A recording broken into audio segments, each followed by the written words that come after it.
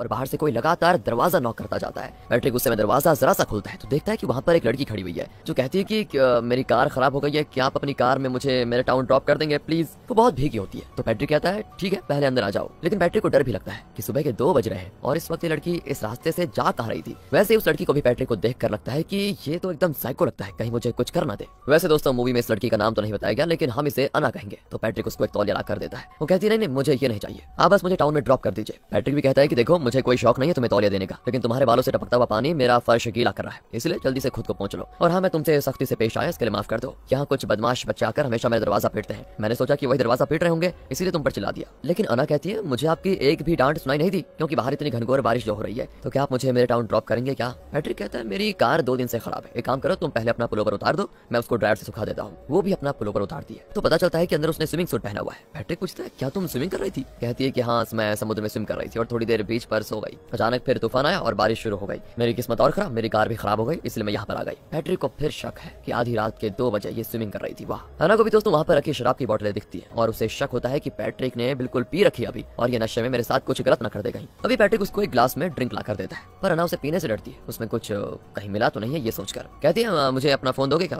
मैं किसी को कॉल करना चाहती हूँ मदद के लिए। पर पैट्रिक उसे फोन देने के बजाय चिल्लर देकर कहता है कि नहीं मेरे पास फोन नहीं है, बाहर कॉइन से चलने वाला पब्लिक फोन है लेकिन इस वक्त तो अभी भी गेट बंद होगा, चलो कोई बात नहीं मैं फिर भी निकलती हूँ। ये कहकर अना जाने लगती है पर पैट्रिक उसे रोकते हुए कहता है कि इस वक्त देखो बाहर जाना खतरे से खाली नहीं है, मेरी मानो तो सुबह होने तक यहीं पर रुक जाओ। और तभी बादल गरजते हैं और बिजली गिरती है और उस आवाज के साथ कुछ लड़कियों की चीखने की भी आवाज आती है। तो पैट्रिक कहता है कि पास में एक और घर है, वहाँ कुछ लड़कियां रहती है जिन्हें बादलों के गरजने से बहुत डर लगता है, वही चिल्ला रही होंगी। अना को अब और डर लगता है और कहती है कि जब तक मेरा ड्रेस सूख न जाता मैं यहीं पर रुक जाती हूँ। वैसे आप कितने सालों से यहाँ पर रह रहे हैं। पैट्रिक डाइनिंग टेबल पर बैठा अना को लंबी लंबी कहानियां सुनाने लग जाता है। कहता है कि मैं 20 साल से यहाँ पर रहता हूँ, मुझे कहीं नौकरी नहीं मिली इसलिए जो काम मिला वही कर लेता हूँ। पर अना उसकी कहानी नहीं सुन रही होती है, वो शेल्फ पर रखी चीजों को देखने लग जाती है जो कि ज्यादातर लड़कियों की चीजें होती है, जैसे कि लेडीज वॉच, एक पाउडर बॉक्स जिस पर एमिली का नाम लिखा हुआ है, फिर एक पेंडेंट जो किसी लड़की का लगता है और उसके अंदर किसी के बाल होते हैं। ये सारी चीजें देखकर और एनालाइज करके अना का डर और बढ़ जाता है। तभी पैट्रिक कहानी सुनाते सुनाते अना से ये पूछ बैठता है कि तुम्हारा घर कहाँ पर है। अना फिर हाथ में वो पेंडेंट लिए डगमगा जाती है और कहती है मेरा घर बहुत दूर है। नहीं मतलब यहीं पास ही में, मैं क्या बोल रही हूँ। तभी दोस्तों पैट्रिक कहता है कि मुझे लगता है मैंने तुम्हें कहीं देखा है। वो अना के पास आकर अपना पेंडेंट मांगता है तो वो भी उसे पैट्रिक के हाथ में दे देती है। पैट्रिक कहता है कि तुम बहुत थकी हुई लगती हो, बाथरूम में गर्म पानी आएगा तुम नहा लो। अना घबराई भी होती है लेकिन फिर भी बाथरूम में जाकर दरवाजा बंद कर लेती है। फिर भी शक के मारे वो दरवाजे पे कान रखकर सुनती है कि कहीं पैट्रिक उसके पीछे तो नहीं आया। पर पैट्रिक उसके पीछे नहीं आया होता बल्कि बाथरूम से बहुत ही दूर होता है। तसल्ली करके अना नहाने लगती है। अचानक शावर से पानी के बजाय खून निकलने लगता है। अना तो पूरी तरह घबरा जाती है कि ये क्या हो गया, लेकिन अचानक से फिर पानी आ जाता है। अब वो रियलाइज करती है कि ये सब मेरा वहम होगा पक्का। तभी पैट्रिक की आहट को सुनकर वो और ज्यादा नर्वस हो जाती है, लेकिन असल में वो अना के लिए दरवाजे पे तौलिया रखने के लिए आया था। अना नहाकर अपना इनरवेयर सुखाकर बाहर आ जाती है। पैट्रिक ने सूप बनाया होता है। अना वहाँ पर एक स्वेटर देखकर पूछती है ये तो लेडीज स्वेटर है, क्या ये आपकी वाइफ का है। पैट्रिक कहता है कि नहीं ये मेरी एक्स गर्लफ्रेंड का है, अगर तुम चाहो तो पहन सकती हो, कोई दिक्कत नहीं। वैसे तुम्हारी शादी हो गई है क्या। अना कहती है कि मुझे शादी में विश्वास नहीं क्योंकि इंसानों पर मुझे भरोसा ही नहीं रहा। पैट्रिक उसको सूप देता है तो अना उसको पी नहीं पाती क्योंकि वो एकदम खून जैसा दिखता है। जब अना अपने बाल हटाती है तो पैट्रिक उसके कान में एक स्टड देखता है जिससे वो बहुत देर से घूर रहा होता है एंड फिर वापस किचन में जाकर कोई काम करने लगता है। अना दोस्तों सूप को नहीं पीती और पैट्रिक को ताकती रहती है। फिर पूछती है कि आप जिस तेजी से काम कर रहे हैं उससे तो ऐसा लगता है कि आप रोज इसी वक्त खाना खाते हैं। पैट्रिक कहता है कि हाँ पहले मैं बहुत ही खुश था, ठीक वक्त पे खाना और सोता था, लेकिन आजकल मुझे नींद नहीं आती, मेरा मन बहुत ही व्याकुल हो चुका है, उलझन में है जो मुझे सोने नहीं देता। इसलिए रात के 2 बजे जब सभी सो रहे होते हैं वो वक्त मुझे सुबह जैसा लगता है और तभी मैं अपने सारे काम करता हूँ। लेकिन तुमने अभी तक सूप क्यों नहीं पिया। अना कहती है कि ये बहुत ही गर्म है ना, बाद में पी लूंगी। वैसे आपने कहा था कि बाहर जो पब्लिक फोन है वहाँ मैं नहीं जा सकती क्योंकि इस वक्त गेट बंद रहता है, ये कहा था ना आपने। पर अगर गेट बंद था तो मैं अंदर कैसे आई। अब पैट्रिक कहता है कि गेट बंद था, आप अंदर आ गई कैसे, यही तो मैं जानना चाहता हूँ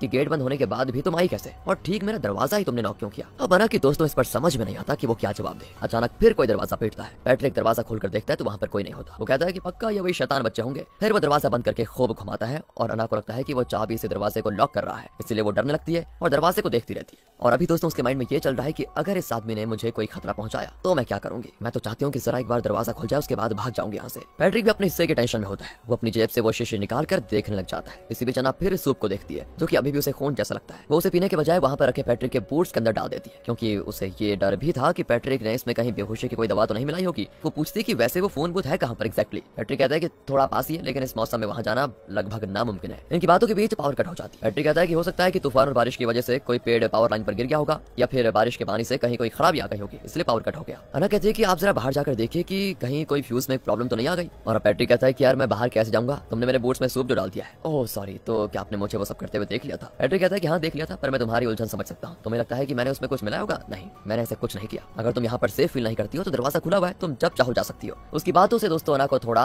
पैट्रिक पर विश्वास हो जाता है। फिर दोनों मिलकर पावर लाइन को चेक करने जाते हैं। अना ने टॉर्च पकड़ के रखा होता है। पैट्रिक लाइन चेक कर रहा होता है तो अना वहाँ रखे हुए टूल बॉक्स को देखती है। उसमें खून से लथपथ एक हथौड़ा होता है, मतलब ऐसा अना को लगता है कि उसमें खून लगा हुआ है। वो उस पर टॉर्च मारती तो एकदम साफ होता है। अना अब कंफ्यूज में है कि जब से यहाँ पर आई हूँ मुझे हर चीज में खून ही क्यों दिख रहा है। उसे पैट्रिक की पेट पर भी खून निकलता हुआ दिखता है। ये क्या हो रहा है मेरे साथ, ये कहीं मेरा वहम तो नहीं है? चलो फिर भी पूछ लेती हूँ। ये सोचकर वो पैट्रिक से कहती है कि आपकी पीठ पर खून निकल रहा है, क्या हुआ? पैट्रिक भी टच करके देखता है तो सच में खून निकल रहा होता है। अना कहती है कि मैं जाकर फर्स्ट एड किट लेकर आ जाती हूँ। वो बाथरूम में जाकर फर्स्ट एड किट निकालती है तो वहाँ पर एक बॉक्स के अंदर लड़कियों के इयररिंग्स होते हैं। उसमें से एक तो अना का इयररिंग है। अब वो चौंक जाती है कि कहीं ये पैट्रिक कोई बदमाश तो नहीं, और कहीं पैट्रिक ने मेरे कान से ये इयररिंग्स चुराए तो नहीं, और चुराए तो कब चुराए। तभी किसी की आहट सुनाई देती है। अना को बाथटब में किसी लड़की का रूप देखता है, लेकिन वो पास जाकर देखती है तो वहाँ पर कुछ नहीं होता। अब अना फैसला कर लेती है कि वो यहाँ पर नहीं रहेगी। वो डर के मारे पैट्रिक से कह देती है मुझे बाहर जाना है। पैट्रिक उसे बहुत समझाता है कि मौसम बहुत ही खराब है और ये सही वक्त नहीं है बाहर जाने का, ऊपर से गेट भी बंद होगा। तो अना कहती है कोई बात नहीं, मैं कोई और रास्ता ढूंढ लूंगी। पैट्रिक कहता है कि ठीक है, आगे तुम्हारी मर्जी। अना कहती है कि पर मैं ये पूछना चाहती हूँ कि बाथरूम में एक बॉक्स है जिसमें कई सारे इयररिंग्स पड़े हुए हैं, मेरा भी इयररिंग उसी में। सच बताइए आपने कब मेरे इयररिंग्स उतारे और कब उस बॉक्स में डाले? पैट्रिक कहता है तुम बहुत ही उलझी हुई हो, असल में उनमें से एक भी इयररिंग तुम्हारा नहीं है। देखिए झूठ मत बोलिए, मैंने अपनी आंखों से देखा है। पैट्रिक कहता है कि देखो तुम्हारे वहम का मेरे पास कोई जवाब नहीं है, तुम्हें जाना है तो अभी चले जाओ, किसी ने भी तुम्हें रोका नहीं है। पर अना कहती है मैं कैसे जा सकती हूँ, तुमने तो दरवाजा लॉक कर दिया था, क्योंकि मैंने डोर नॉब पर चाबी घुमाने की आवाज भी सुनी थी। पैट्रिक कहता है कि हे भगवान ये लड़की पागल है शायद, मैंने दरवाजा लॉक ही नहीं किया, तुम जाकर खोल लो। अना चिल्लाती कि झूठ मत बोलो समझे, और अभी कभी मुझे चाबी दे दो। पैट्रिक कहता है कि देखो मैंने तुम्हें इस घर में नहीं बुलाया था, तुम खुद यहाँ पर आई थी और तुमने दरवाजा पीटा था कि प्लीज मुझे अंदर ले लो, और अब तुम मेरे घर में खड़ी मुझ पर चिल्ला रही हो। वाह, मैंने सोचा कि तुम दूसरों से अलग हो, मुझ पर शक नहीं करोगी, पर तुम भी और औरतों की तरह निकली। सूप में मैंने कुछ नहीं मिलाया, फिर भी तुमने उसे पीने से इनकार कर दिया और सूप को मेरे बूट्स में डाल दिया। मैंने दरवाजा लॉक नहीं किया, पर अब तुम अड़ी हुई हो कि दरवाजा मैंने लॉक किया हुआ है। देखो मैं तुमसे बहस नहीं करना चाहता, तुम जाना चाहती हो तो चुपचाप दरवाजा खोलो और दफा हो जाओ। अना जल्दी से दरवाजे के पास जाती है और नॉब को घुमाती है तो सच में वो खुला होता है। मतलब जैसा कि अना ने इमेजिन किया था वैसा कुछ था ही नहीं, मतलब पैट्रिक ने उसे लॉक नहीं किया था। वो बाहर जाने लगती है लेकिन तूफान और बारिश अभी रुके नहीं थे, सामने कुछ दिख भी नहीं रहा था। अब अना को लगता है कि उसने बेवजह ही पैट्रिक पर शक किया और न जाने उसे क्या क्या कह दिया, बहुत ही बुरा किया। वो बाहर नहीं जाती और अंदर आकर पैट्रिक के सामने बैठ जाती है। पैट्रिक अपना ड्रिंक पीने लगता है और अना से कहता है कि ऐसा क्या देख रही हो, मैं तो तुम्हें भी ड्रिंक देना चाहता हूँ, पर तुम इतनी शक्की हो कि फिर शक करोगी कि मैंने ड्रिंक में कुछ मिला दिया है। इस पर अना हंस पड़ती है और उसकी हंसी से पैट्रिक की भी हंसी आ जाती है। दोनों के बीच माहौल जरा हल्का हो जाता है। फिर दोनों एक कार्ड गेम खेलने लगते हैं जिसका नाम है बुलशिट। पैट्रिक पूछता है कि एक बात बताओ, तुम जरूर मुझसे अपने बारे में कुछ छुपा रही हो, तुम कौन हो, कहाँ से आई हो? अना कहती है कि मैं पब में थी, मैंने खूब शराब पी और फ्लैट हो गई, उसके बाद क्या हुआ मुझे बिल्कुल भी पता नहीं चला। क्या तुम पब में थी? पर तुमने तो कहा था कि तुम बीच पर थी और स्विमिंग कर रही थी। इसका ना कोई जवाब नहीं देती। पैट्रिक कहता है कि मैंने भी तुमसे झूठ बोला था, मैंने तुमसे झूठ बोला कि वो स्वेटर मेरी एक्स गर्लफ्रेंड की है, सच में वो मेरी वाइफ का है। मैं उससे पहली बार एक पेट्रोल स्टेशन के डिपार्टमेंटल स्टोर में मिला था। वो काउंटर पर खड़ी चिल्ला रही थी कि मुझे चिप्स खरीद कर दो, और मुझे ना उसका बचपना बड़ा अच्छा लगा, मैंने उसे चिप्स खरीद कर दिए। इस तरह हमारी दोस्ती अच्छी हो गई और दोस्ती कब प्यार में बदल गई पता ही नहीं चला। उसके बाद क्या था, हमने शादी कर ली। वो पहली और आखिरी लड़की थी जो इस घर में आई, पर उसके जाने के बाद और किसी ने इस घर में कदम नहीं रखा था, तुम्हारे अलावा मतलब। और तुम जब जाने की जिद कर रही थी तो मैंने तुम्हें इसलिए रोकने की कोशिश की क्योंकि मैं किसी के साथ अपना दिल का दर्द शेयर करना चाहता हूँ। मुझे नहीं पता कि शुरू से तुम मेरे बारे में क्या सोच रही थी, लेकिन अब तुम एकदम शांत दिखती हो और मैं सच बताऊं तो मुझे थोड़ा रिलैक्स फील हो रहा है। अना पूछती है कि आपकी वाइफ को हुआ क्या था? वैसे मेरी वाइफ वो नशा बहुत करती थी, एक बार ओवरडोज की वजह से मर गई, और जब तुम इस घर में आई थी ना तो मुझे पता चल गया था कि तुम झूठ बोल रही हो। अना पूछती है कि आपको कैसे पता चला? पैट्रिक कहता है कि तुमने कहा था कि तुम बीच से आ रही हो, लेकिन बीच यहाँ से बहुत ही दूर है, और तो और बीच से यहाँ तक का जो रास्ता है वहाँ रुकने की कई जगह थी, पर तुम वहाँ न जाकर इतनी दूर और वो भी ठीक मेरे घर पर आ गई। तभी मुझे पता चल गया था कि तुम बीच पर नहीं थी बल्कि यहीं आसपास कहीं से आई हो। मैं बस अपने दिल की बात शेयर करना चाहता था, मेरा और कोई गलत इरादा नहीं था। अब अना को दोस्तों पैट्रिक पर पूरा विश्वास हो जाता है कि ये आदमी सेफ है। बुलशिट कार्ड गेम में पैट्रिक जीत जाता है और अना उसका ड्रिंक भी पी लेती है, लेकिन फिर वो उस ग्लास में लिपस्टिक का निशान देखती है। अना फिर से शक के दायरे में बहने लग जाती है और पूछती कि अब तक तुमने जो कहा वो सब झूठ था, राइट? पैट्रिक कहता है कि ये लो तुम फिर शक करने लगी हो, बताओ। पर एक बात बताऊं तुम्हें, इस बार तुम गलत नहीं हो, वरना कुछ ही देर में हम दोनों एक दूसरे पर विश्वास कर लेते और दोनों धोखा खा जाते हैं ना।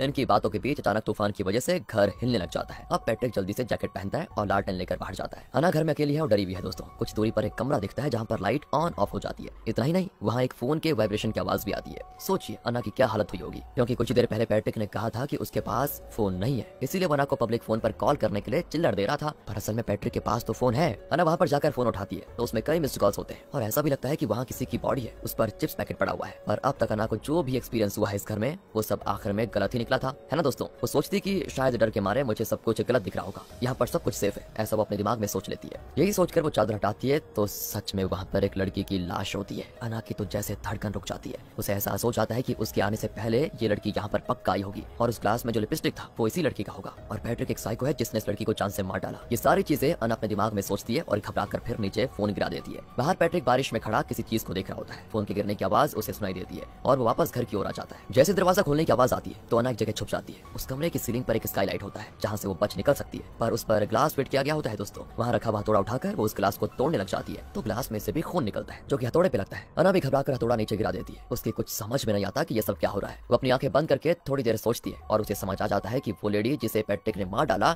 उसका लिपस्टिक उस गिलास में था, यानी उस लड़की ने वो ड्रिंक पिया होगा और बेहोश हो गई होगी और शायद फिर पैट्रिक ने उसे मार डाला होगा। उसने मुझे भी वही गिलास दिया, मतलब मैंने भी बेहोशी वाला ड्रिंक पिया है और कहीं पैट्रिक मुझे भी उसी तरह मार डालने को तो तैयार नहीं है, नहीं पर बच निकलने का कोई तो रास्ता होगा। ये सोचकर अना बिना आवाज किए वहीं पर बैठी रहती है। इसी बीच उसे ढूंढते हुए पैट्रिक वहां पर आ जाता है और दरवाजे के गैप से उसे लालटेन की लाइट दिखाता है। वो तो पूरी तरह घबरा जाती है कि अब मुझे ये मार डालेगा, लेकिन पैट्रिक उस कमरे को क्रॉस करके उस तरफ जाता है जहाँ उस लड़की की लाश है। वो नीचे पड़ा हुआ सेलफोन देखकर समझ जाता है कि अना को शायद सब कुछ पता चल गया, पर इसी बीच अना बिना किसी आहट के उस कमरे के दरवाजे को खोलती है और मेन डोर तक पहुंच जाती है। वो दरवाजे के नॉब को घुमाती है, लेकिन अब दरवाजा लॉक होता है। इतनी देर से जो दरवाजा लॉक नहीं किया गया था वो अब पैट्रिक ने लॉक कर दिया, क्योंकि उसे अना पर शक हो गया है। तभी पीछे से पैट्रिक अना पर अटैक कर देता है। अना बचने की कोशिश करती है और तब वो पैट्रिक पर गिर जाती है। इस वजह से पैट्रिक को थोड़ी चोट भी आ जाती है। अना इस मौके का फायदा उठाकर जल्दी से एक टेबल के नीचे छुप जाती है, पर पैट्रिक उसे घसीट कर लेकर जाता है, उसके हाथ पैर बांध देता है। अना चिल्लाती है कि कोई तो मुझे बचाओ प्लीज, लेकिन इस बारिश और तूफान में उसकी आवाज किसी को सुनाई नहीं देने वाली थी। फिर वो नशीले पदार्थ वाली शीशी ले आता है और उसे जबरदस्ती अना को पिला देता है। फिर वो दूसरी लड़की की लाश को बेड से निकालने जाता है। इसी बीच अना भी रेंगती हुई दरवाजे के पास जाकर दरवाजे पे लात मारती है और चिल्लाती है कि प्लीज मुझे बचाओ। इतने में पैट्रिक पहुंच जाता है और वो अना को घसीट कर दोबारा ले जाता है, उसे बेड पर लिटा देता है। उस दूसरी लड़की की लाश को पैट्रिक ने नीचे कुछ दूर पर रखा होता है। फिर पैट्रिक उस बेड के चारों ओर पर्दा लगा देता है और अना उस जगह पर एक वेंटिलेशन को देखती है जिसका दरवाजा खुल सकता है, लेकिन प्रॉब्लम यह है कि जब तक अना के हाथ पैर बंधे हैं वो वेंटिलेशन से निकल नहीं पाएगी। इसलिए सबसे पहले अपनी रस्सियां खोलने की वो कोशिश करती है। पर्दे के बाहर पैट्रिक खड़ा होता है, अना से बात करता है, पर शायद वो देख नहीं सकता कि अना रस्सी खोलने की कोशिश कर रही है। वो कहता है कि मेरे साथ ये बार बार क्यों हो रहा है, तुम लोगों को प्रॉब्लम क्या है, क्या ये घटनाओं का कोई पैटर्न है। इस लड़की ने डिपार्टमेंटल स्टोर में खुद मुझसे चिप्स खरीद कर देने को कहा, मैंने उसे चिप्स खरीद कर दिया।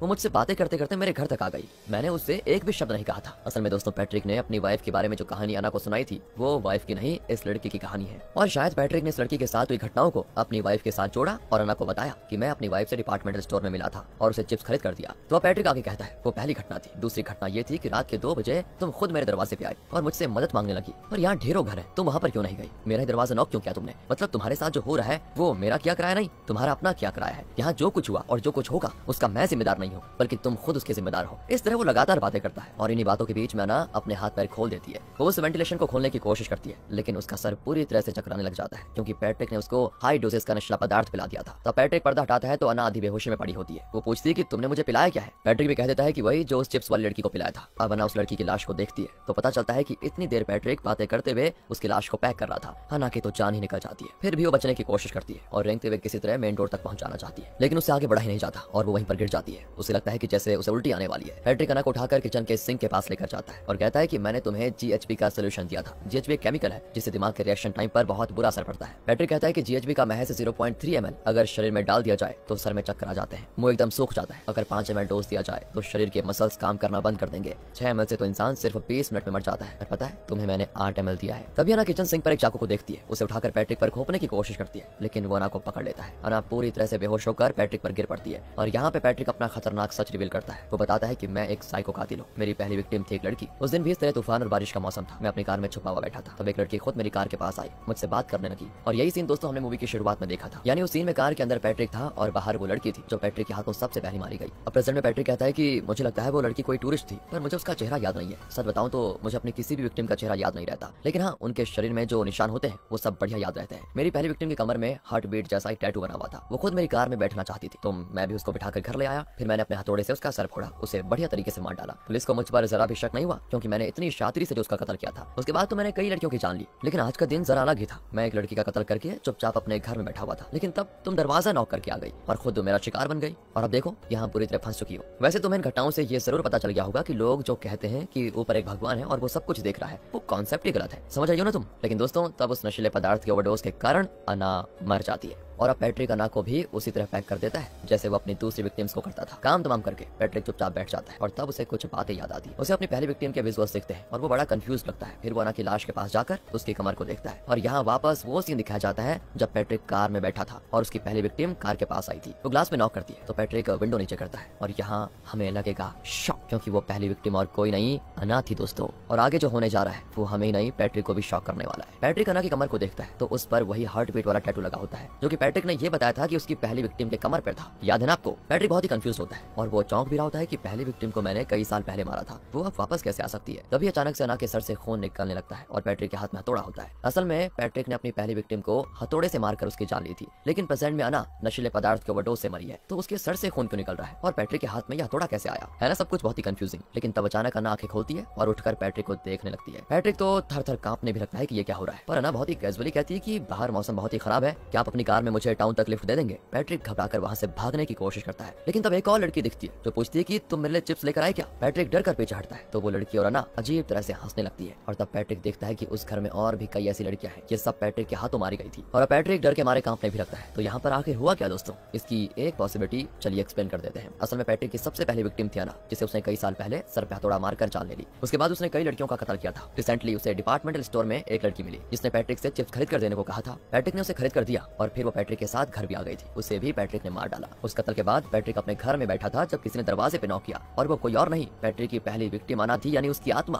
पैट्रिक को तो अपनी विक्टिम्स का चेहरा याद नहीं रहता जैसा कि उसने कहा था, तो उसे अना का चेहरा भी याद नहीं था, सिर्फ उसके कमर में टैटू जो था वही याद था। फिर भी उसे लगा था कि उसने अना को कहीं तो देखा है, तो वो पैट्रिक के घर पर आई और वो एक इंसान की तरह नॉर्मल बर्ताव कर रही थी। इसीलिए जब वो नहाने गई तो उसे पानी की जगह खून बरसता हुआ दिखाई दिया था, क्योंकि पैट्रिक ने उसके सर पे हथौड़ा मारा था और उस वक्त इसी तरह सर से खून बहने लगा था। उस टूल बॉक्स में पड़े हथौड़े पे खून दिख रहा था, क्योंकि इसी हथौड़े से पैट्रिक ने उसकी जान ली थी। मतलब अना नहीं जानती थी कि वो कई साल पहले पैट्रिक के हाथों मारी गई थी, ये याद रखना दोस्तों। और उसकी आत्मा फिर एक बार पैट्रिक के घर का दरवाजा खटखटाती है और इस बार उसे हर उस चीज पर खून दिखता है जिससे पैट्रिक ने उस पर हमला किया और मार डाला। और उसने ये भी एक्सपीरियंस किया कि पैट्रिक ने अपनी सबसे रिसेंट विक्टिम को, यानी उस चिप्स वाली लड़की को GHB का 8 ml देकर किस तरह मार डाला। ये सब कुछ रियलाइज करते हुए उसकी आत्मा अब पैट्रिक को डरा रही है दोस्तों। साथ ही पैट्रिक की सारी विक्टिम्स की आत्मा अब इस घर में है और पैट्रिक को घेरी हुई है। सबने अपना सर ढका हुआ है, क्योंकि वैसे भी उनका चेहरा पैट्रिक को याद नहीं। पैट्रिक घबराकर बाहर जाने की कोशिश करता है, लेकिन वो सारी आत्माएं उसे जाने नहीं देती। अचानक घर के बाहर पुलिस की लाइट्स दिखने लग जाती है। पैट्रिक और डर जाता है। तब अना की आत्मा शराब की बोतल में 8 ml से भी ज्यादा GHB मिक्स करके पैट्रिक को जबरदस्ती पिला देती है। पैट्रिक उसे पूरा पी जाता है और जब वो बोतल को नीचे रखता है तो अचानक सब कुछ नॉर्मल। घर में पावर है, वहाँ पर कोई आत्मा नहीं है और पैट्रिक एकदम नॉर्मली डाइनिंग टेबल पर बैठा हुआ है। पैट्रिक की समझ में नहीं आता कि उसके साथ क्या हुआ, वो आत्माएं कहाँ गई। और तभी कोई दरवाजे पे लगातार नॉक करता है। पैट्रिक डर के मारे दरवाजे में खोल देता है तो असल में पड़ोस के बच्चे दरवाजा खटखटा कर भाग जाते हैं और अब पैट्रिक के देखकर चौंक जाता है कि बाहर बारिश और तूफान के कोई निशान ही नहीं है, मौसम एकदम नॉर्मल है। पैट्रिक फिर कंफ्यूज होकर अपने पॉकेट से GHB की शीशी निकालता है तो देखता है कि वो एकदम खाली है। तब वो रियलाइज करता है कि उसने पूरा का पूरा GHB शराब की बोतल में मिलाकर पी लिया। ये जानकर पैट्रिक हंसने लगता है, क्योंकि उसे पता चल चुका है कि वो मरने वाला है। हंसते हुए वो घर के अंदर चला जाता है और वहीं उसकी